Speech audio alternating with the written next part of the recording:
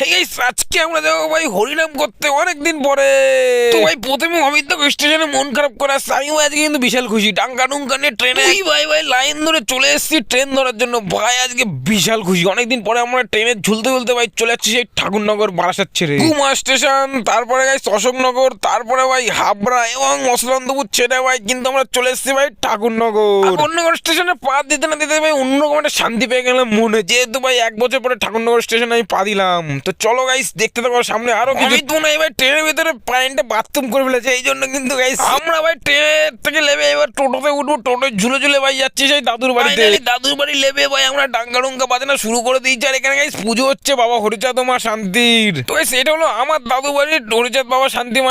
কি বলবো তোমাদেরকে, খিদে বলে গেছিল, তাই ভাত ডাল দিয়ে খাওয়া দাওয়া শুরু করে দিয়েছি বাইট মারার মতো। ভাই আজকে খুবই খুশি। গাইস আমাকে দিয়েছিল ভাই লাস্টে তরকারি, আমি ভাই বাইট মারলাম খুব সুন্দর করে। আসছি ভাই নেক্সট ব্লগে।